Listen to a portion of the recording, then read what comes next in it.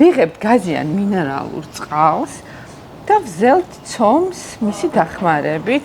ზოგი სოდას უმატებს ხოლმე, მაგრამ სოდა სიყვითლეს აძლევს და შეიძლება გემოში გაიქცეს და მინერალური წყალი არასოდეს, მაგრამ თუ სოდით აკეთებთ აუცილებლად ლიმონმჟავა ან ლიმონის წვენი ან ძმარი დაამატეთ სულ ცოტა სოდას და მაშინ არ გაიქცევა გემო. და სულ ცოტა მარილიც მინდა, ნუცა სულ ცოტა მინდა და ყველს არ უკეთებ, სამარხო ვერსიას უკეთებ.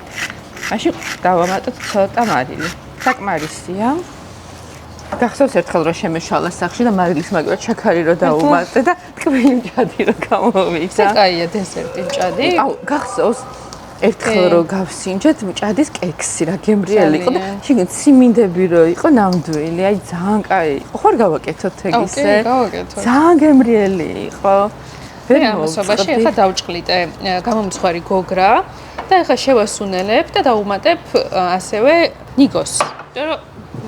ხალის მთავარი ინგრედიენტი არის ნუცა ზოგი ადამიანი ერიდება ნიგოს რატომღაც გონიათ რომ მაღლის ბუშს აღიზიანებს და სინამდვილეში ნიგოზი არის ძალიან კარგი ჯანმრთელობისთვის. უბრალოდ ალბათ ზედმეტად კი, მე მიღიზიანებს ენას მაგალითად და ამიტომ ხო ვერიდები.